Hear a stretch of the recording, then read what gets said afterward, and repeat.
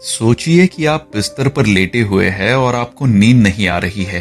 आप बस अपने फोन को देख रहे हैं और आप अंधेरे में पास की खिड़की पर नजर टिकाए गौर से बाहर देख रहे हैं और आपको अचानक वहां एक आकृति दिखाई देती है। वो आकृति एक मानव के शरीर पर एक कुत्ते का सर है। सोचिए, ऐसा दृश्य देखकर आपका क्या हाल होगा। नमस्कार, आप सबका इस भय और खौफ से भरे हमारे नए एपिसोड में स्वागत है। मैं हूं आपका होस्ट मिस्टर स्ट्रेंज और आज हम चलेंगे कहानियों की ऐसी हैरत अंगेज दुनिया में जहां से बाहर निकलना नामुमकिन है। लेकिन कहानियां शुरू करने से पहले अगर आप इस चैनल पर नए हैं तो हमारे चैनल मिस्टर स्ट्रेंज हिंदी को सब्सक्राइब जरूर करिए। दोस्तों, आप हमें इंस्टाग्राम, फेसबुक और ट्विटर पर भी फॉलो कर सकते हैं, जहां मैं लोगों को हमारे रोमांचक आने वाले नए एपिसोड्स के बारे में बताता हूं। आज मेरे पास आप लोगों के लिए कुछ बहुत ही डरावनी कहानियां हैं। ये उन लोगों की कहानियां हैं जिन्होंने घर में अकेले रहने के दौरान अजीबोगरीब और खौफनाक घटनाओं का सामना किया है। तो चलिए इन कहानियों का आनंद लेते हैं। और अगर आप भी अपनी डरावनी कहानियां मुझे भेजना चाहते हैं तो मुझे अपनी डरावनी कहानियां मेरे इंस्टाग्राम पर भेज सकते हैं। अगर आपकी कहानी मुझे अच्छी लगी तो हम उसे आने वाले एपिसोड्स में जरूर शामिल करेंगे। हमारे इंस्टाग्राम की लिंक नीचे डिस्क्रिप्शन में मौजूद है। तो चलिए बिना किसी और देरी के आज की इन कहानियों का सिलसिला हम शुरू करते हैं।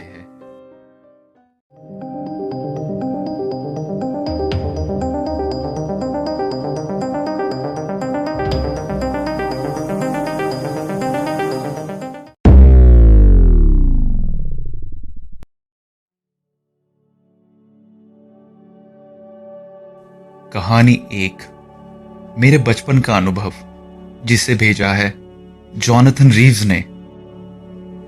यह 2010 में हुआ था जब मैं 15 साल का था। मैं अपने माता पिता के साथ एक ग्रामीण पूर्व ओहायो शहर में रह रहा था। यह एक बहुत ही सुरक्षित शहर और पड़ोस था।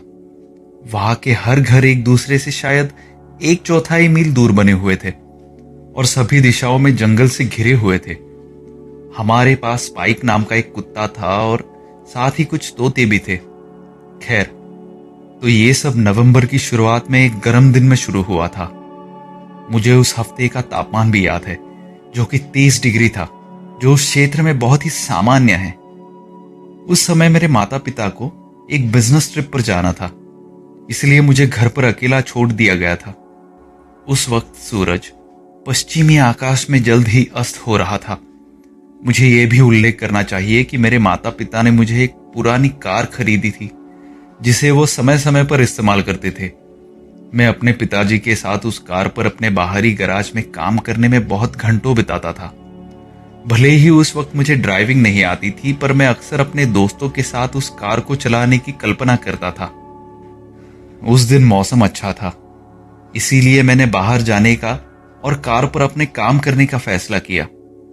दोपहर 2:45 बजे स्कूल खत्म होने के बाद मैं अक्सर 2 घंटे होमवर्क करता था और शाम को गैराज में कार पर काम करता था। तो मेरा होमवर्क खत्म हो गया था और लगभग 5 बज चुके थे। आसमान में सूरज पहले से ही ऊंचे पेड़ों के नीचे डूब चुका था। मैं यहां उल्लेख करना चाहूंगा कि हमारा एक कुत्ता था स्पाइक, जो एक इंडोर आउटडोर कुत्ता था और जब मैं गैराज में काम कर रहा होता था तो अक्सर वो मेरा साथ देता था।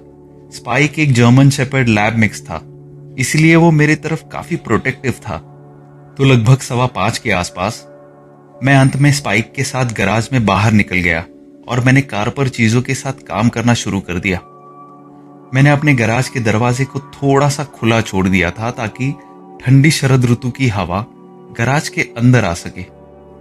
मुझे याद आया कि मुझे कार का तेल बदलना है और जब मैं ऐसा करने के बीच में था तो मैंने स्पाइक को चुपचाप गुर्राते हुए सुना। मुझे लगा कि शायद वो सिर्फ गुरगुराहट कर रहा है और कुछ नहीं, इसलिए मैंने अपना काम जारी रखा और मैं लगभग अपना काम खत्म कर चुका था जब अचानक मैंने एक कर्कश और गुर्राने की आवाज सुनी।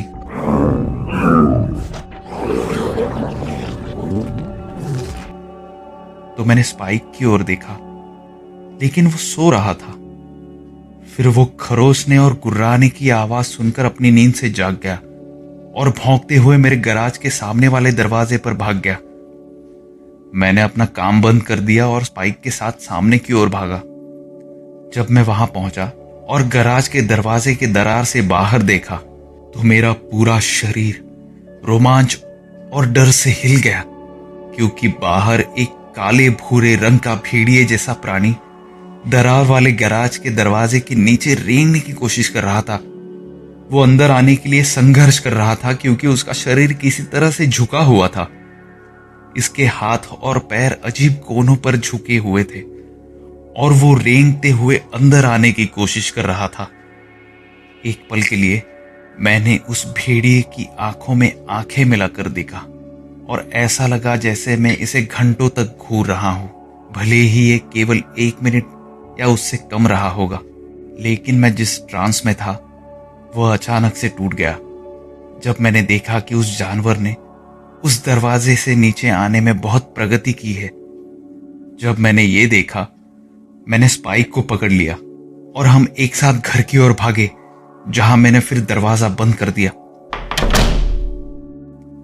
आपकी जानकारी के लिए बता दूं कि मेरे किचन के दरवाजे से बाहर गैराज के दरवाजे का रास्ता है, जहां से हम अंदर आए थे। मैं मानता हूं कि स्पाइक एक भारी भरकम कुत्ता था, लेकिन एड्रेनलिन रश में उससे बचने में मैंने किसी भी बाधा को पछाड़ दिया था। काश कि ये इस कहानी का अंत होता, लेकिन दुर्भाग्य से ये कहानी यहीं पर खत्म नहीं होती है।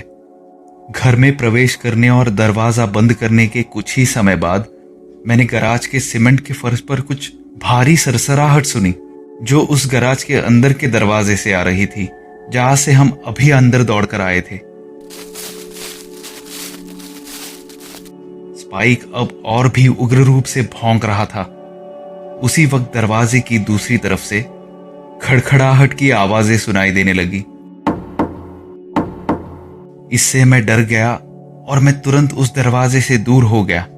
मैंने घर के दूसरे दरवाजे और खिड़कियों की जांच करना शुरू कर दिया, ये सुनिश्चित करने के लिए कि वो लॉक है कि नहीं। आखिरी बार जांच करने के बाद खिड़की से मैं रसोई के दरवाजे पर लौट आया, जहां स्पाइक अभी भी उस चीज पर गुर्रा रहा था जो अंदर घुसने की कोशिश कर रही थी। स्पाइक और मैं फिर अपने माता पिता के बेडरूम में भाग गए, जहां मुझे पता था कि मेरे माता पिता की एक भरी हुई पिस्तौल रखी हुई है। फिर मैंने बेडरूम का दरवाजा बंद कर दिया और ताला लगा दिया। स्पाइक अब भौंक नहीं रहा था, लेकिन वो अभी भी भयानक रूप से गुर्रा रहा था। पता नहीं कैसे, लेकिन मैं स्पाइक को पकड़कर सो गया।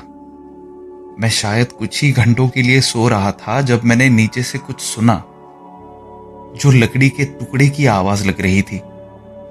इस पर मेरा कुत्ता उस बंद दरवाजे की ओर भौंकने लगा और उसकी ओर गुर्राने लगा।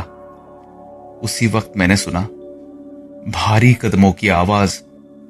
वो जानवर ऊपर की ओर तेजी से अपना रास्ता बना रहा है।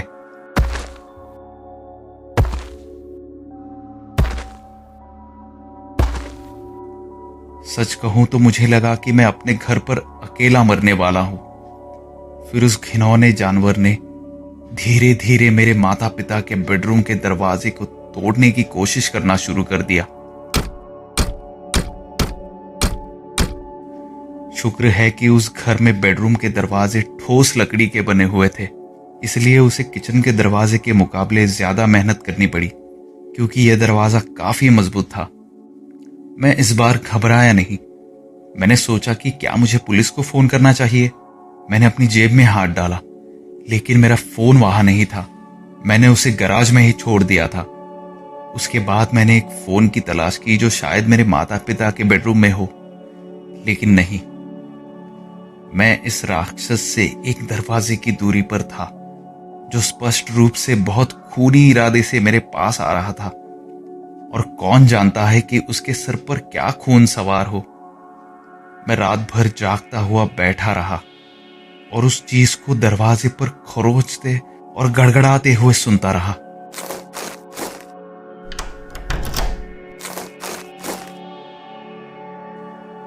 एक एक मिनट मेरे लिए घंटों जैसा था। समय जैसे मेरे लिए रुक सा गया था। जब मैंने आखिरकार खिड़की के बाहर सूरज की पहली किरण को अंदर आते हुए देखा, और उसके तुरंत बाद ही बाहर से उसकी खरोचने और वो गड़गड़ाहट की आवाजें बंद हो गई। मैंने दरवाजे की दरार के नीचे झांका और मैंने देखा कि बाहर कोई नहीं था। मैंने लगभग इंतजार किया क्योंकि जोखिम उठाना और स्पाइक के साथ पड़ोस के घर भाग जाने का मेरा मन नहीं था। फिर 1 घंटे के बाद आखिरकार मैं स्पाइक के साथ अपने पड़ोसी के घर भागता हुआ चला गया। जब मैं वहां पहुंचा तो मैंने उन्हें नहीं बताया कि क्या हुआ था, क्योंकि उस समय मैं बहुत कुछ कहने से डर रहा था, सिवाय इसके कि मुझे अपने माता पिता से बात करने के लिए उनका फ़ोन इस्तेमाल करने की ज़रूरत थी। मैंने उनका फ़ोन इस्तेमाल किया और अपने माता पिता से फ़ोन पर बात करने के बाद मैं स्पाइक के साथ घर वापस लौट आया। अगले दिन जब मेरे माता पिता घर आए तो पापा ने मुझे उन खरोंचों के बारे में पूछा। मैंने उनसे झूठ कहते हुए उन खरोंचों को अपने कुत्ते स्पाइक के ऊपर लाद दिया, और स्पाइक काफी बड़ा कुत्ता था, इसलिए पापा भी उस बात को मान गए। उसके बाद मैं कई बार घर पर अकेले रहा हूं, पर मुझे वापस वो जानवर कभी नहीं दिखा। पर जो अनुभव मैंने किया, मैं उसे ज्यादा देर अपने मन में दबाए हुए नहीं रखना चाहता था, इसीलिए ये अनुभव मैं आपके साथ शेयर कर रहा हूं। मैं आज भी उस बेडरूम के दरवाजे के मजबूत होने का शुक्र मनाता हूं, क्योंकि अगर वो जानवर उसे तोड़कर अंदर आ जाता तो आज इस अनुभव को बयान करने के लिए मैं जिंदा ना होता।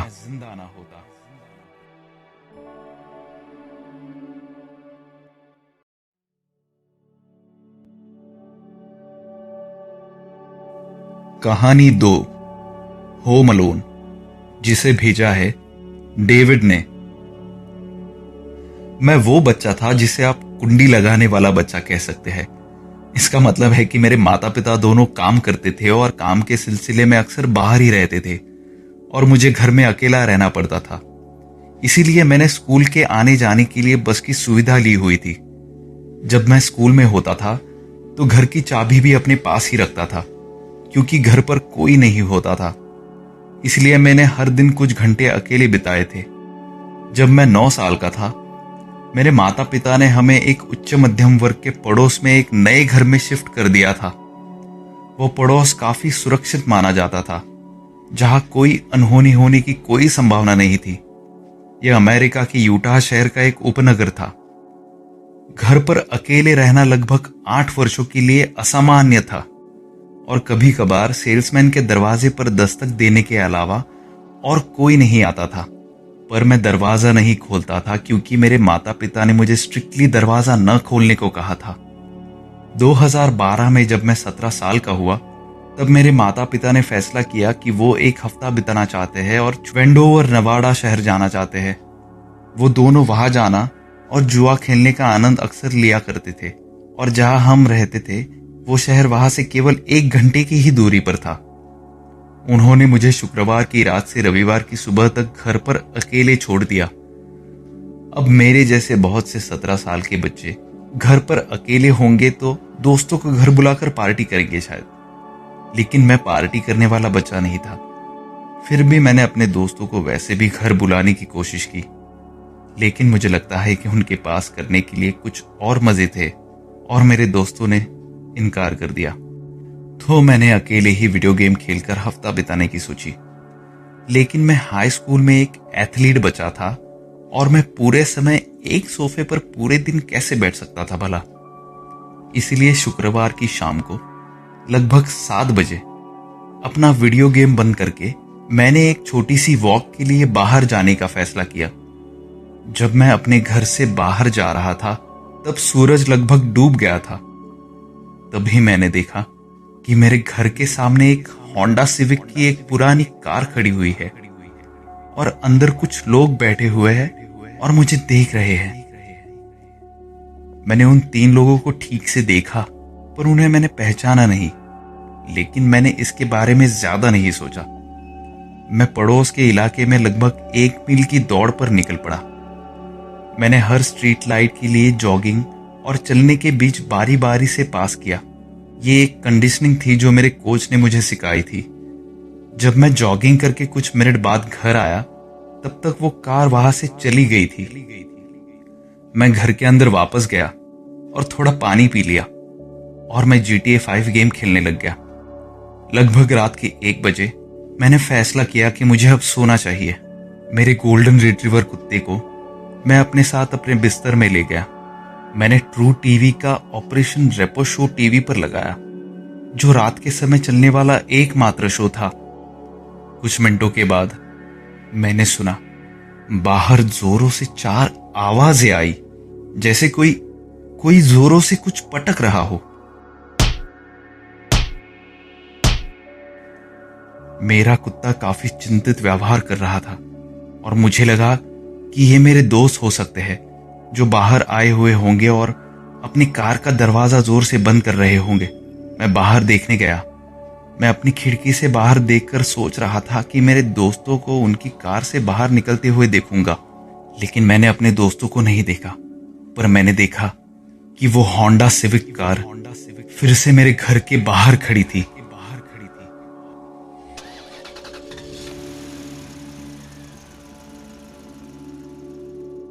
मैं थोड़ा सा घबराया हुआ था और मैंने अपने कमरे में वापस जाने का फैसला किया। मेरा कुत्ता इस समय सामान्य से अधिक तीव्र व्यवहार कर रहा था।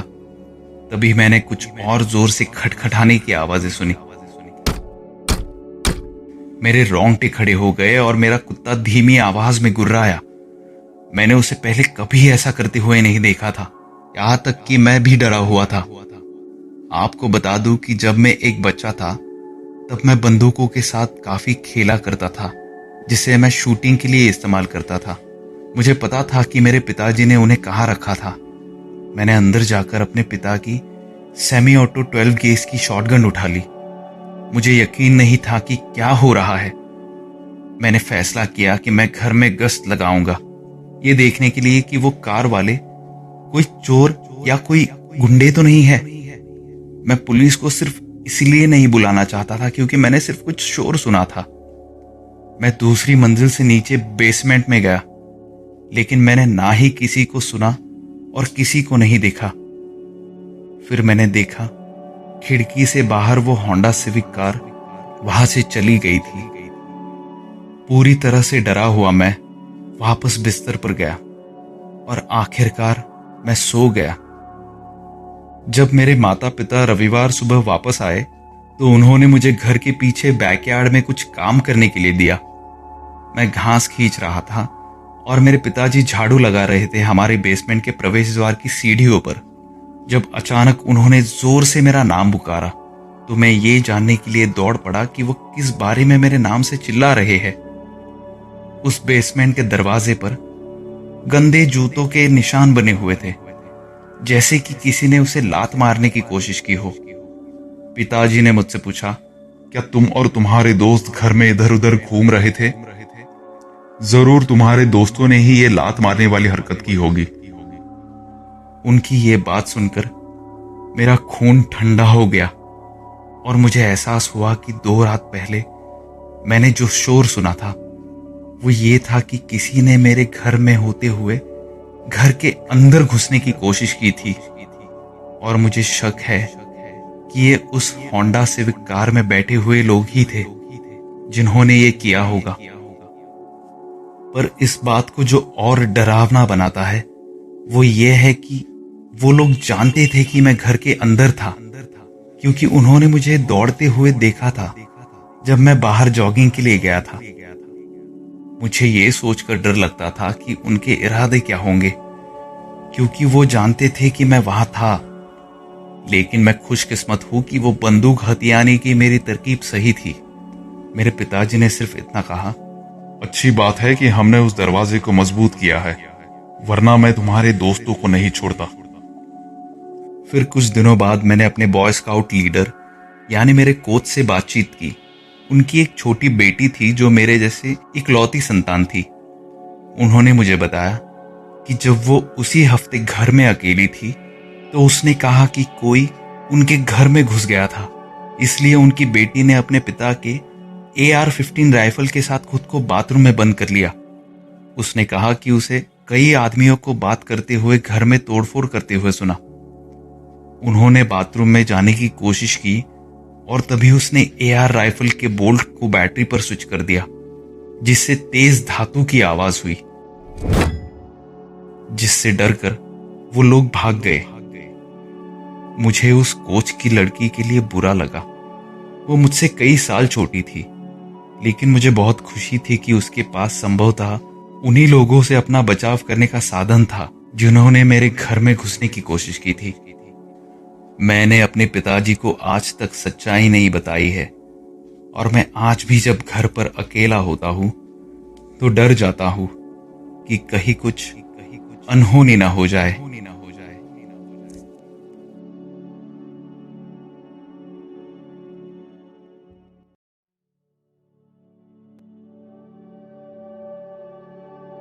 कहानी 3, तहखाने का दानव, जिसे भेजा है केविन ने। ओहायो के एक छोटे से शहर में एक बहुत पुराना घर है। एक ऐसा घर जिसमें मुझे 12 साल की उम्र में रहने का मौका मिला था। घर अच्छा था। हमारे किचन के दाईं ओर हमारे पास एक तहखाना था जिसे हमने उस घर में बनाया था, जिसमें एक मिट्टी के कमरे और कपड़े धोने के कमरे के साथ डाइनिंग रूम के बगल में एक संलग्न गराज था। अब मेरे भाई और मेरे बीच हमेशा बहुत कुछ था। वो मुझसे केवल 4 साल छोटा था। हमारे बीच सबसे बड़ी बात यह थी कि हम कितने अजीब बच्चे थे। पिताजी हमेशा कहा करते थे कि हम अजीब बच्चे हैं। खैर, हम तीनों, मैं और मेरे दोनों भाई, हम स्कूल के बाद हमेशा घर में अकेले रहा करते थे जब तक कि हमारे माता पिता काम पर चले गए होते थे। एक ऐसे ही दिन जब मैं स्कूल बस से उतरा तो मैं होमवर्क करने के लिए सीधे अपने बेडरूम में चला गया था।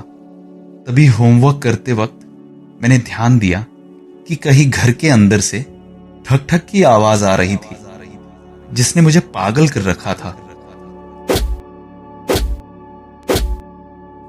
मैं इसे लगभग हर दिन सुनता था, लेकिन इस विशेष दिन पर मुझे बस ये पता लगाना था कि यह आवाज क्या थी। हमें उस घर में रहे ज्यादा दिन नहीं हुए थे, लेकिन अजीब चीजें पहले से ही होना शुरू हो चुकी थी। मैंने अपना होमवर्क का सामान नीचे रखा और वो आवाजें सुनी। मेरे भाई पहले से ही अपना होमवर्क कर रहे थे। हालांकि ऐसा लग रहा था कि उनमें से एक गेम खेल रहा हो। मैं ठक ठक की आवाज सुनकर घर के हॉल रूम में रेंगता हुआ चला गया। मेरा दिल जोर से धड़कने लगा। जैसे ही मैं किचन में उस आवाज का पीछा कर रहा था, मेरी सांस मेरे गले में फंस गई थी, क्योंकि मुझे ये एहसास हुआ कि दरअसल ये आवाज हमारे तहखाने से आ रही थी। मैंने तहखाने के दरवाजे को खोलने का फैसला किया, और जैसे ही मैं तहखाने के डोर नॉब को छू रहा था, मेरे हाथ कांपने लगे थे। तभी अचानक मेरा छोटा भाई जोर से चिल्लाया, नहीं! मेरे छोटे भाई ने मुझे रोकने के लिए मेरा हाथ पकड़ लिया। मैं कूद गया और उसकी तरफ देखा। क्या बात है? क्या तुम पागल हो क्या? क्यों चिल्ला रहे हो? मैंने उसे कंफ्यूजन में पूछा। मेरा भाई भयभीत और पूरी तरह से डर कर सफेद हो गया था। उसने कहा, रुको, वो दरवाजा मत खोलना। यह सुनकर मेरी आंखें चौड़ी हो गई और मैंने अपने भाई से पूछा, क्या? दरवाजा क्यों ना खोलूं मैं? वो चुप हो गया और जमीन पर देखा, और आखिरकार उसने कंधे उचकाए और जवाब दिया, मुझे नहीं पता, बस तुम दरवाजा मत खोलो। वो डर गया था।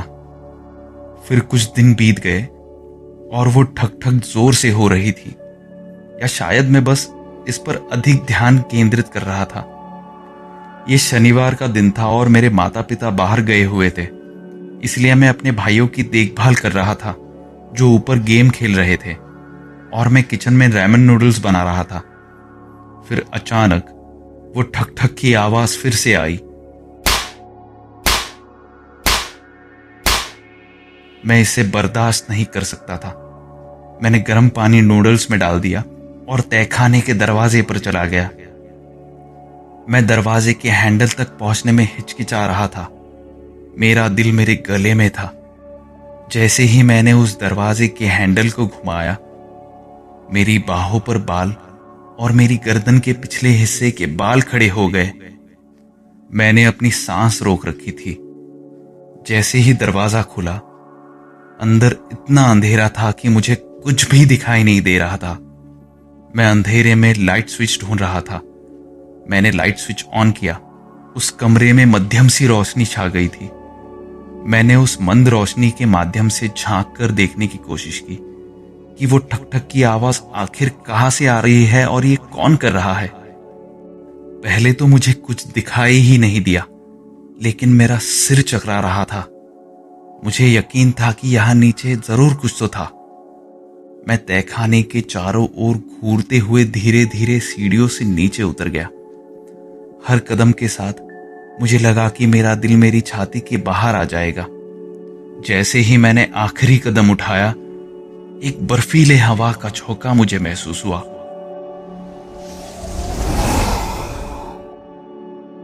और वो ठक ठक की आवाज बंद हो गई। मैं उस अंधेरे कमरे में एक भयानक सन्नाटे में खड़ा रहा। ठंडक मेरी रीढ़ से नीचे मुझे महसूस हो रही थी।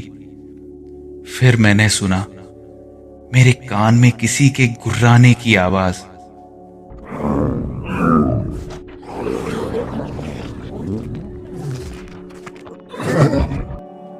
इस एहसास ने मुझे छलांग लगाने पर मजबूर कर दिया और मैं जितनी तेजी से हो सकता था उतनी तेजी से मैं सीढ़ियों पर चढ़ गया।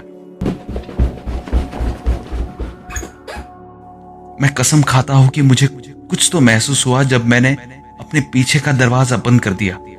मेरा भाई दरवाजे के बाहर खड़ा था। हाफते हुए मैंने उससे कहा कि वो क्या था। मेरे भाई ट्रेव ने बहुत देर तक मुझे जवाब नहीं दिया, लेकिन आखिरकार उसने कहा कि वो एक राक्षस है जो रात में मुझे डराता है। ये कहते हुए मेरा भाई ट्रेव फर्श पर देख रहा था। क्या तुमने उसे देखा है? मैंने उससे पूछा। वो थोड़ी देर तक अपने पैरों को ही देखता रहा, जब तक कि उसका सिर धीरे धीरे मेरी निगाहों से मिलने के लिए झुक नहीं गया। उसने धीरे से सिर हिलाया और कहा, हाँ, मैं उसे रोज देखता हूं। ये सुनकर मैंने अपना हाथ उसके कंधे पर रखा। उसने अपना सिर जोर से हिलाया और उसकी आंखों से आंसू बहने लगे। मैंने उसे गले से लगा लिया और कहा, कोई बात नहीं, सब ठीक हो जाएगा। हम इससे जल्दी छुटकारा पा लेंगे, मैं वादा करता हूं। ये कहकर मैं उसे उसके कमरे में ले गया और उसे सो जाने के लिए कहा। कुछ हफ्ते बीत गए और हमने डर के मारे तहखाने में दबकी हुई उस चीज को नजरअंदाज कर दिया। फिर एक दिन पूरा परिवार डाइनिंग रूम में खाना खा रहा था। ये एक दुर्लभ अवसर था जब हम सब इस तरह एक साथ होते थे। मैंने खाना खाते हुए अपने पिता की ओर देखा। मुझे याद है कि वो काम के बारे में बात कर रहे थे और एक कंपनी का एम्प्लॉय होना कितना कठिन था ये बता रहे थे। उनकी बात खत्म करने के बाद मैंने अपने भाई ट्रैव की तरफ देखा, जो तहखाने के दरवाजे की तरफ घूर रहा था। मैंने अपना गला साफ किया और अपने पिताजी से पूछा, तो क्या आप भूतों में विश्वास करते हैं? मैंने उनसे ये जोर से पूछा क्योंकि मुझे लगा कि ये कोई बड़ी बात नहीं थी। मेरी ये बात सुनकर मेरे भाई ट्रैव ने अपने हाथों से चम्मच गिरा दिया। पिताजी को देखा और फिर मेरे पास देखा। तभी पिताजी बोल पड़े, एक भूत? हाँ, अचानक ये सवाल क्यों पूछ रहे हो? ये कहकर पिताजी हंसने लगे और वापस उन्होंने कहा, मेरा मतलब हाँ, एलियंस, भूत, बिगफुट, ये सब हो सकता है। मेरे पिताजी की ये बात सुनकर मेरी सौतेली माँ चौंक गई और मेरी सौतेली माँ ने कहा, ये क्या बकवास कर रहे हो? इनमें से कोई भी चीज वास्तविक नहीं होती है। ये कहकर वो हंस पड़ी। पिताजी ने मेरी सौतेली माँ को देखा और हंसकर कहा, बेशक तुम इस पर विश्वास नहीं करती, पर मेरी मानो, ये सब सच होते हैं। बाद में उस रात मेरे भाई ट्रैव ने मेरे दरवाजे पर दस्तक दी। मैं जाग रहा हूं। मैंने उसे धीरे से फुसफुसा कर कहा। मेरे माता पिता शायद सो रहे थे और मैं उन्हें जगाना नहीं चाहता था। मेरा दरवाजा खुल गया और मेरा भाई ट्रैव का चेहरा डर से पीला पड़ गया था। उसने डरी हुई आवाज में मुझसे कहा, वो शैतान ऊपर आ गया है। मेरा दिल धड़क उठा जब उसने ये कहा, तुम्हारा क्या मतलब है? वो ऊपर कैसे आया? मैंने अपने बिस्तर पर धीरे से बैठते हुए उससे पूछा और अपने भाई को भी बिस्तर पर आने के लिए कहा। वो भागकर बिस्तर पर आया और मुझे कसकर पकड़ लिया। मैंने उसे दिलासा देने की कोशिश की। मैंने अपने बॉक्स से एक गोल्डन क्रॉस की चेन को निकाला और उसके गले में डाल दिया और कहा, इस क्रॉस वाली चेन को पहनो, ये तुम्हारी रक्षा करेगी। ये दादी की दी हुई चैन है। मेरी ये कहते ही उसने उस चैन को देखा और उसके चेहरे पर एक मुस्कान आ गई। उसी वक्त हमने एक तेज गड़गड़ाहट की आवाज सुनी जो तहखाने से आती हुई लग रही थी। हम दोनों अपनी जगह से कूद गए और मेरे भाई ने कहा, वो राक्षस तहखाने में वापस आ गया है। उसने अपनी जेब से अचानक एक कागज का टुकड़ा निकाला और उसे खोलकर वो कागज उसने मुझे दिखाया। उसने मुझे जो कागज दिया उस पर एक राक्षस का चित्र बना हुआ था। एक बहुत ही आकर्षक और भयानक राक्षस। ये काफी लंबा था, इसकी एक लंबी पूंछ थी और इसका कोई चेहरा नहीं था, लेकिन ऐसा लगता था कि इसके 3 सिर है। क्या इसके 3 सिर है? मैंने अपने भाई को चौंकते हुए पूछा। उसने अपना सिर हिलाया और मुझे समझाया, नहीं, वो जादू से अपने चारों ओर सिर को उगा सकता है। उसके पास कोई सिर नहीं है। मैं ये सुनकर काफी हड़बड़ा गया था। तभी ट्रैव खड़ा हुआ और उसने जो राक्षस देखा था उसकी नकल करने की कोशिश की। अंत में मुझे आखिर समझ आया कि ये किसी प्रकार की आकार बदलने वाली परछाई होगी जो हर बार देखने पर बदल जाती थी, लेकिन इसमें हमेशा एक पूंछ होती थी और सर पर सींग उगे होते थे। इसका सिर उसके शरीर का हिस्सा था, लेकिन हर बार जब मेरा भाई इसे देखता था तो इसके दूसरे सिर किसी कारण से उसे दिखाई देते थे। इस बात से ट्रैव बहुत ही डर गया था। मैंने उससे पूछा कि क्या इसकी आंखें हैं, और उसने हकलाते हुए कहा, एक बार उसकी आंखें थी। मैंने अपने भाई को फिर से आश्वासित किया कि सब ठीक हो जाएगा और मैंने उसे उस रात अपने बेडरूम में सोने दिया। अगले दिन मुझे पता था कि मेरे माता पिता बहुत देर तक ऑफिस में काम कर रहे होंगे, इसलिए मैंने स्कूल में अपने दोस्त से अपने बेसमेंट में राक्षस वाली चीज के बारे में बात की। उसने मुझे बताया कि अगर मेरे पास बाइबल, पवित्र जल, नमक और लोहा हो तो मैं इस राक्षस से कैसे छुटकारा पा सकता हूँ। उसने फिर मुझे भूतों से छुटकारा पाने के बारे में एक शो देखने के लिए कहा जो अभी हाल ही में टीवी पर शुरू हुआ था। मैंने वैसा ही किया जैसा उसने कहा और वो सही था। उस टीवी शो में वही सब जिक्र किया था जो मेरे दोस्त ने बताया था, लेकिन मेरे पास पवित्र जल नहीं था, पर मेरे पास हमारे फायरप्लेस से लोहे की लकड़ी का पोखर था और मेरे पास एक बाइबल भी थी। मैंने घर में सभी मोमबत्तियां इकट्ठा की। मैंने उन्हें तहखाने के दरवाजे से किचन के बगल में एक घेरे में रख दिया।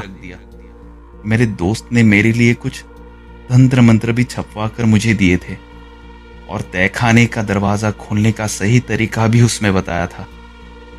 मैंने उस पर्ची को पढ़कर अनुमान लगाया कि मुझे किस क्रम में उन मोमबत्तियों को जलाना है। मैंने उत्तर दिशा किस ओर है ये देखने के लिए एक कंपास हाथ में पकड़ लिया। मैंने हर एक मोमबत्ती को उस तरह जलाया जैसे कि उस पर्ची में लिखा हुआ था और काफी मोमबत्तियां जला कर रखी हुई थी जैसा कि मुझे निर्देश दिया गया था। मैं सर्कल में खड़ा था और कई मंत्रों में से एक मंत्र पढ़ना शुरू किया। उस मंत्र को मैं लंबे समय तक पढ़ता रहा। मैंने मेरी आंखों के कोने से अपने भाई को देखा।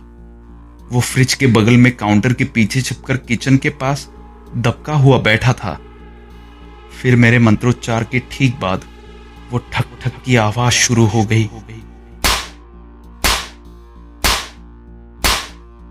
मैं कूद गया पर डटकर वही खड़ा रहा। फिर अचानक मुझे एहसास हुआ कि मैं नमक का इस्तेमाल करके मोमबत्तियों के चारों ओर एक घेरा बनाना भूल गया। यानी एक सर्कल बनाना भूल गया था। मेरा दिल दौड़ गया क्योंकि ठंडे पसीने ने मेरे चेहरे को रीस दिया था। फिर अचानक तहखाने का दरवाजा जोरों से हिलने लगा और वो ठक ठक की आवाज और ज्यादा तेज हो गई।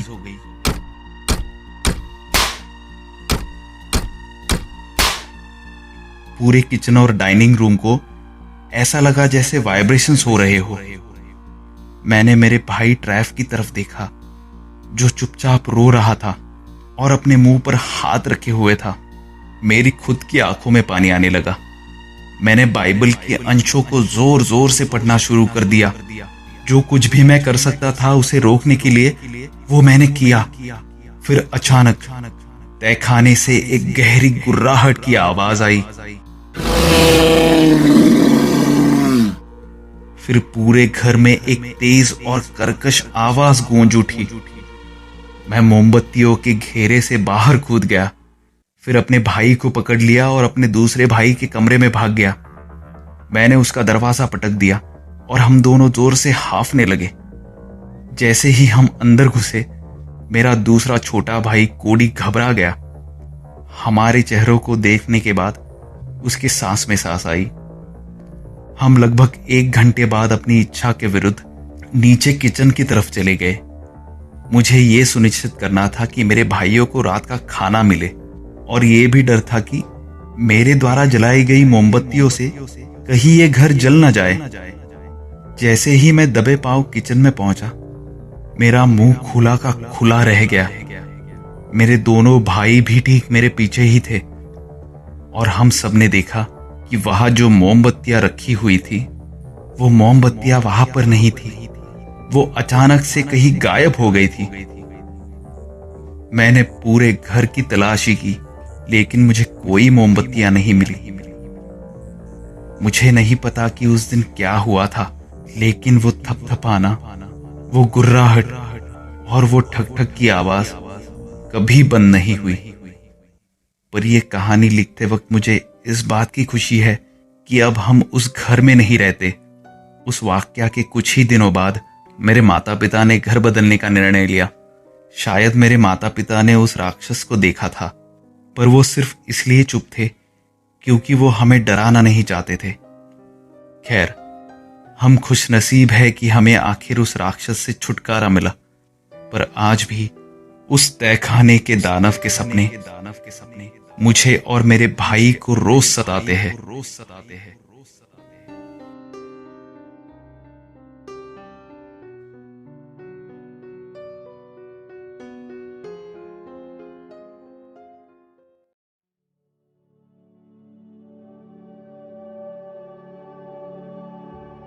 कहानी 4, खौफनाक हाथ का आतंक, जिसे भेजा है स्टीवन डार्क 32 ने। मैं एक टीनेज लड़का हूं और मैं लंदन के पास एक शहरी इलाके में रहता हूं। चलिए सीधा मुद्दे पर आते हैं। तो जो खौफनाक कहानी मैं आपको बताने जा रहा हूं वो मेरे साथ सितंबर के बीच में हुई थी।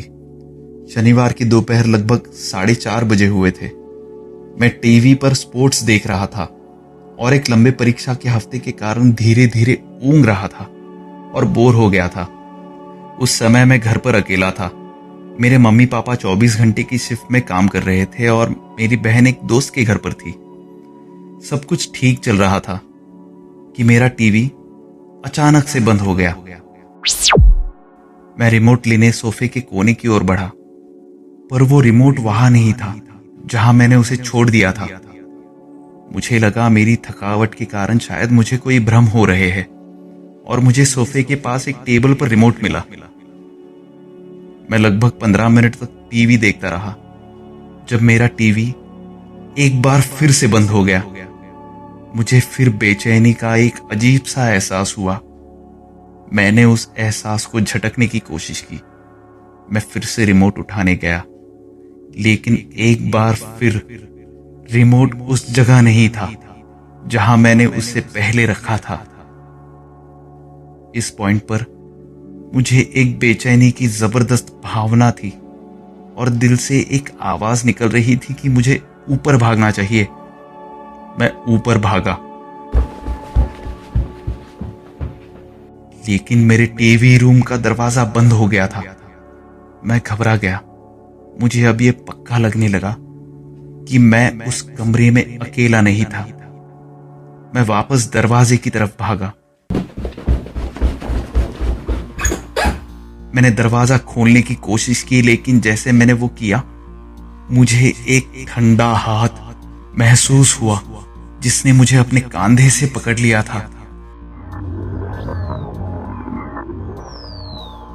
इस हाथ में नुकीले नाखून या पंजे थे जो मेरी त्वचा में छेद कर रहे थे। और फिर सब कुछ अचानक मेरी आंखों के सामने काला पड़ गया। मुझे लगता है कि उस समय मैं बेहोश हो गया था। जब मैं अपनी बेहोशी की हालत से बाहर आकर जाग गया तो अपने बिस्तर में था। सूरज मेरी खिड़की से चमक रहा था, तो मैंने पाया कि मैं मेरे बेडरूम में हूं और मेरे शरीर पर भी कोई निशान नहीं थे जहां मैंने उस हाथ और उन पंजों को कंधों पर महसूस किया था। सुबह हो चुकी थी और मैं अपनी बहन को अपने मां के साथ नीचे के रूम में बात करते हुए सुन सकता था। मैं इस नतीजे पर पहुंचा कि ये एक अजीब भयानक सपना था शायद, और मेरी मां ने मुझे ऊपर मेरे बेडरूम में वापस ला दिया होगा। मैंने सोचा शायद मेरी थकान के कारण मुझे यह अजीब भ्रम हुआ था। खैर, तो मैं जल्द ही इस अजीब मुठभेड़ को भूल गया। फिर ऐसी ही एक दूसरी घटना मेरे साथ घटी जब स्कूल के एक लंबे दिन के बाद मैं लगभग शाम 6 बजे फुटबॉल प्रैक्टिस के बाद घर वापस आ रहा था। मैं बस स्टॉप पर अपने दोस्त के साथ बस का इंतजार कर रहा था जब बेचैनी की भावना मुझे वापस महसूस हुई। वो भावना उतनी तीव्र नहीं थी, लेकिन फिर भी मैंने उस भावना को महसूस किया। मैं बस में चढ़ गया और घर पहुंचने तक म्यूजिक सुनता रहा। जब मैं घर पहुंचा तो मुझे थकान और नींद महसूस हुई, इसीलिए मैं बिस्तर पर चला गया और मैं बिना खाना खाए सो गया। फिर लगभग 3 बजे मैं अपनी नींद से अचानक जाग गया। मुझे महसूस होने लगा कि मेरे साथ मेरे कमरे में कोई तो है। मैंने वापस सोने की कोशिश की, लेकिन मैं हिल नहीं पा रहा था। मुझे पैरालाइज्ड महसूस हो रहा था, जैसे मेरे पूरे शरीर को लकवा मार गया हो। मैं थोड़ा सा भी हिल नहीं सकता था। मैंने चीखने की भी कोशिश की, लेकिन मेरे मुंह से कोई आवाज नहीं आ रही थी। वो बेचैनी की भावना पहले से कई ज्यादा खराब थी, और मुझे वही ठंडा ठंडा हाथ मेरे बाएं पैर को पकड़ते हुए महसूस हुआ। फिर से मुझे ऐसा लगा जैसे मैं बेहोश हो जाऊंगा, लेकिन मैंने अचानक अपनी मां की आवाज सुनी जो नीचे किचन में फ्रिज से पानी की बोतल ले रही थी शायद। मैं अंत में अपने मुंह से एक चीख निकालने में कामयाब रहा, जिसने मेरी मां को सतर्क कर दिया। भले ही वो चीख काफी धीमी थी, पर मेरी मां को सुनाई देने के लिए काफी थी। वो ऊपर चली आई और मेरी वो खौफ की भावना धीरे धीरे दूर होने लगी। अगर मेरी मां उस समय नीचे नहीं होती, अगर वो मेरी आवाज नहीं सुन पाती, तो मुझे नहीं पता कि उस रात मेरे साथ क्या हुआ होता। उस दिन से लेकर आज तक मेरा उस खौफनाक चीज के साथ वापस कभी सामना नहीं हुआ है, और मुझे आशा है कि ये इसका अंत हो, और वो जो कोई भी खौफनाक चीज है वो मेरा पीछा छोड़ दे।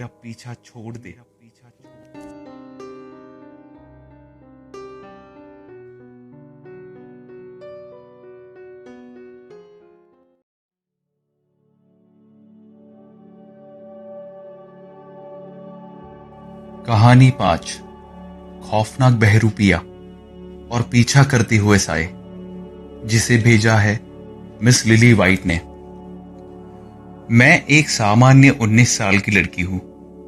मैं असल जीवन में काफी शर्मीली हूं, यहां तक कि इस कहानी को शेयर करने में भी मुझे शर्म आ रही थी, क्योंकि मुझे लगता है कि कोई भी मुझ पर विश्वास नहीं करेगा। लेकिन फिर भी मैं इसे आपके साथ शेयर करना चाहूंगी, चाहे आप विश्वास करें या ना करें। मुझे लगता है कि कुछ आध्यात्मिक आत्मा मेरा पीछा कर रही है। ये किस्से सालों पहले शुरू हुए थे। इसीलिए मैं अपने साथ घटी घटनाओं को स्टेप बाय स्टेप कहानी में बताने जा रही हूं। मुझे याद है कि उस आत्मा से मेरी पहली मुठभेड़ तब हुई थी जब मैं अपनी मां के साथ रसोई में थी। मेरे भाई और मेरी दादी भी वहां थे। हम दोपहर के भोजन के लिए बस एक दूसरे के साथ बातचीत कर रहे थे। मुझे याद नहीं है कि हम किस बारे में बात कर रहे थे, लेकिन तभी अचानक लिविंग रूम से अचानक कुछ कदमों की आवाजें आने लगी, जिससे सुनकर हमारी बातचीत बंद हो गई। संदर्भ के लिए बता दूं, हमारा घर अमेरिका के हवाई शहर में एक पेड़ों और जंगलों से घिरा हुआ घर है। अंदर सामने के दरवाजे से लिविंग रूम में सीढ़ियां है और फिर सीढ़ियां अलग हो जाती है ताकि आप बाथरूम में जा सके, और मेरे माता पिता के कमरे और रसोई तक भी वो जाती है, और वहां से वो सीढ़ियां लिविंग रूम में खत्म हो जाती है। खैर, तो हम सभी ने कदमों की आहट सुनी। मेरी माँ और मेरा भाई रायन उठ गए और घर की तलाशी लेने लगे, ये देखने के लिए कि आखिर घर में कौन घूम रहा है। लेकिन उन्हें कुछ भी नहीं मिला और कोई भी नहीं दिखा। इस अनुभव ने मुझे हिलाकर रख दिया था। मुझे याद नहीं है कि मैंने कभी किसी को अपने परिवार के बाहर ये कहानी सुनाई हो, लेकिन परिवार के सभी ने कदमों की आहट सुनी थी, इसलिए मुझे थोड़ी राहत थी कि मुझे कोई पागल नहीं कहेगा। दूसरी घटना इसके कम से कम 1 महीने बाद की है। मेरी माँ और मैं फिर से रसोई में बैठे थे। मुझे लगता है कि हम खाना बना रहे थे। मेरा भाई मेरे पिताजी के साथ बाहर चला गया था और मैं मेरी माँ के साथ कुछ बातें कर रही थी जो मुझे याद नहीं, क्योंकि मुझे मेमोरी लॉस है, यानी भूलने की बीमारी है। इसीलिए मेरी कहानियों में कुछ विवरणों की कमी हो सकती है। खैर, तो बात करते करते अचानक हमने किसी को मेरी माँ को आवाज देते हुए सुना। मैं कसम खाती हूं कि ये मेरे भाइयों में से किसी एक की आवाज लग रही थी, पर मेरे भाई पिताजी के साथ बाहर गए हुए थे। वो अजीब आवाज सुनकर हम जम गए। मेरी माँ ने वापस सामने से आवाज दी और मैं जांच करने के लिए बाहर गई। अब हमारे पास पड़ोसी तो है, लेकिन वो सिर्फ एक आदमी है जो अकेला रहता था, इसीलिए ये वो आदमी नहीं हो सकता था, क्योंकि वो छुट्टियां मनाने के लिए बाहर गया हुआ था और मेरे अन्य पड़ोसी काम पर गए हुए थे। हमने इस पर ज्यादा ध्यान देना जरूरी नहीं समझा, क्योंकि शायद हम सिर्फ बातें सुन रहे थे, तो हमने उस वाक्या को यूं ही टाल दिया। उसके कम से कम 1 महीने बाद, जब मैं बाथरूम का उपयोग कर घर पर अकेली थी, जब मैंने सुना कि कोई बाथरूम के दरवाजे पर दस्तक दे रहा है, मैं डर के मारे उस बाथरूम में तब तक रही जब तक मेरे माता पिता वापस नहीं आए। मुझे अब इन चीजों से डर लगना बंद हो गया था, क्योंकि थोड़ी देर के बाद आपको इसकी आदत हो जाती है। हालांकि एक रात मैं कुछ नींद लेने की कोशिश कर रही थी। मैं फिर से घर में अकेली थी, बस ऊपर पंखे को घूर रही थी, शायद ये सोचते हुए कि अगले दिन क्या करना है। और अचानक कहीं से मुझे अपनी जांघों और घुटनों पर एक तरह का अजीब स्पर्श महसूस होने लगा। ऐसा लगा जैसे कोई हाथ मेरी जांघों को रगड़ रहा हो और मेरे घुटनों तक जा रहा हो। ये एहसास थर्रा देने वाला था। इसके लगभग 1 मिनट के बाद यह महसूस होना बंद हो गया। फिर 1 हफ्ते बाद यह फिर से हुआ, लेकिन उस वक्त मुझे डर या ऐसा कुछ महसूस नहीं हुआ, लेकिन यह निश्चित रूप से अजीब था। मैंने बर्तन धोते समय कई बार ऐसा ही महसूस किया है। मुझे लगता था कि कोई मेरे कंधों और बाहों को छू रहा है। एक बार फिर जब मैं सोने की कोशिश कर रही थी, तब मैंने फिर से कदमों की आहट सुनी। मैंने उन्हें अनदेखा कर दिया, हमेशा की तरह। लेकिन फिर मैंने एक साया देखा। मैं इतना चौंक गई कि मैंने टेबल पर पड़ा चाकू पकड़ लिया, क्योंकि मुझे लगा शायद कोई चोर या घुसपैठिया है। लेकिन जैसा कि मैंने उसे देखा, वो एक महिला थी और वो काफी गुस्से में लग रही थी। उसने मुझे जागते हुए देखा और उसने मेरी ओर छलांग लगाई और मुझे पकड़ लिया। मेरा शरीर रोमांच और डर से भर गया। हड़बड़ी में मैंने उसे दूर धकेलने की कोशिश की। वो एक बुजुर्ग हवाईयन मूल की महिला थी। उसकी भूरी त्वचा और बहुत उदास आंखें थी। भले ही वो काफी गुस्से में दिखाई दे रही थी, पर उसका चेहरा काफी भोला था। और देखते ही देखते वो महिला गायब हो गई। मैं आपको बता दूं कि मेरे घर का अपना एक इतिहास है। बहुत समय पहले कुछ हवाईयन मूल के परिवारों को यहां रखा जाता था और यहां काम करने के लिए मजबूर किया जाता था। मेरा घर भी पुराने रेल मार्ग और पुराने गन्ने के खेतों के बहुत करीब है। कहा जाता है कि उस समय हवाईयन परिवारों को अपहरण करके यहां लाया जाता था और ईसाई धर्म कबूल करने को मजबूर किया जाता था। इसीलिए मुझे लगता है कि शायद वो बूढ़ी महिला तब से एक क्रोधित आत्मा बन गई थी और ईमानदारी से मुझे उस आत्मा के लिए बुरा लग रहा था। मेरा घर एक पुराने गर्ल्स स्कूल के बहुत करीब है, जहां वो अपहरण की हुई लड़कियों को रखा करते थे और उन्हें उपयुक्त बीवियां बनाते थे। ये एक भयानक और क्रूर सत्य है। स्कूल में लड़कियों के साथ दुर्व्यवहार किया गया था और उन्हें उनके परिवारों से दूर किया गया था। आज भी उस स्कूल में बहुत अजीब भावना थी और जब मैं क्लास में पढ़ रही होती थी तो मुझे अक्सर किसी के सिसकने की आवाजें सुनाई देती थी और मुझे कुछ अजीब आकृतियां भी दिखाई देती थी। अब ये आखिरी कहानी थोड़ी अलग है। एक दिन स्कूल में मैं देर से क्लास में जा रही थी, इसलिए मैंने एक शॉर्टकट लिया। मेरा स्कूल दूर है और रास्ते के बीच जंगल और खेत है, इसलिए मैं एक जंगल क्षेत्र से होकर जाने की कोशिश कर रही थी, जो कि एक शॉर्टकट था। जब मैं वहां से चल रही थी तब मैंने किसी को अपने पीछे बात करते हुए सुना। मुझे वो आवाज कुछ जानी पहचानी सी लगी। ऐसा लग रहा था कि जैसे ये उस लड़के माइकल की आवाज है जो मुझे स्कूल के दौरान काफी पसंद था, और ऐसा लग रहा था कि वो मुझसे ही बात कर रहा है। हमारी बातचीत कुछ इस तरह हुई। अरे सुनो, ये कहकर उसने मुझे बुलाया, लेकिन जब उसने ये कहा तो उसकी आवाज डगमगाने लगी और जैसे अजीब लग रही थी। मैं उसकी आवाज में डार्क पैचेस सुन सकती थी। मेरी ये एक आदत है कि चलते हुए जब मैं लोगों को मुझसे बात करते हुए सुनती हूं तो मुड़ती नहीं हूं। मुझे पता नहीं कि क्यों, लेकिन ये सिर्फ एक आदत है। हे माइकल, क्या हो रहा है? क्या हाल चाल है तुम्हारे? मैंने उसे बिना देखे ये कहा। मैं थोड़ी जल्दी में थी, इसलिए मैं तेजी से चल रही थी।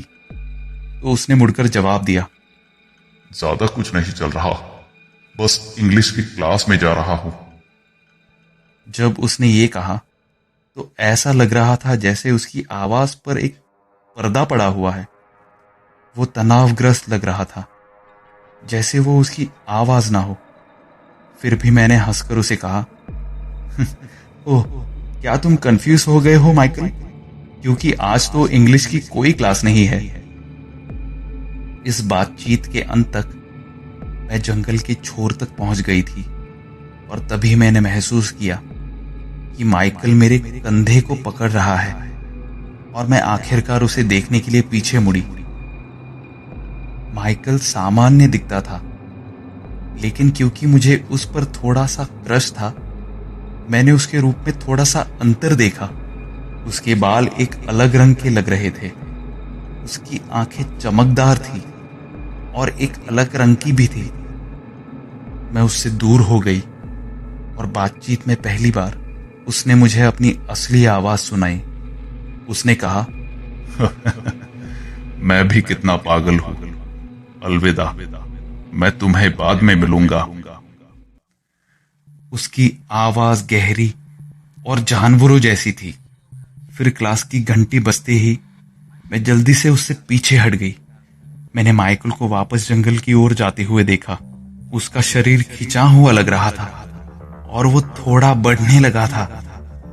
फिर मुझे ये एहसास हुआ कि ये असली माइकल नहीं था, जिसे मैं जानती थी ये कुछ और ही था, कोई बहरूपिया। मैं डर के मारे कांप उठी थी।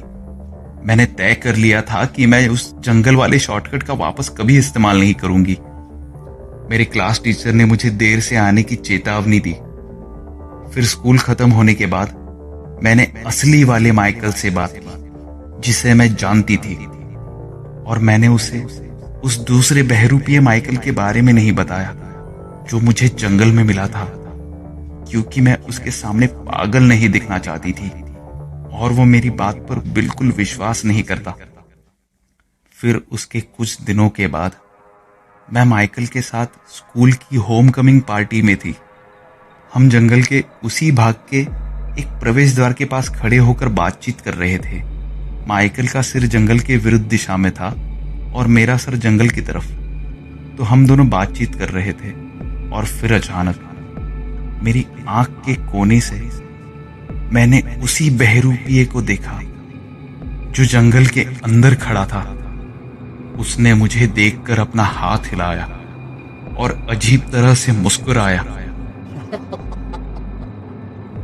और वापस पेड़ों के बीच में छिप गया। मुझे अचानक अपनी रीढ़ की हड्डी पर कुछ ठंडी उंगलियां दौड़ती हुई महसूस हुई, क्योंकि मेरी सांस मेरे गले में अटक गई थी। और तभी असली वाले माइकल ने मुझे घबराया हुआ देखा और ये सुझाव दिया कि क्यों ना हम कपकेक स्टैंड पर चले जाएं, और हमने वैसा ही किया। हम वहां कपकेक खाने उस स्टैंड पर चले गए।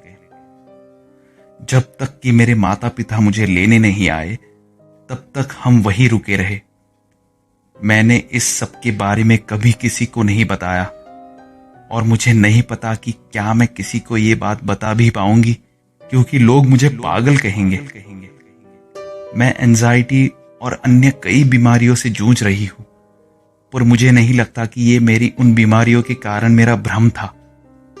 ये सारी चीजें मेरे साथ हुई है जो जिंदगी भर मुझे उलझन में डालती रहेगी, और किसी डरावने सपने की तरह ये मुझे डराती रहेगी।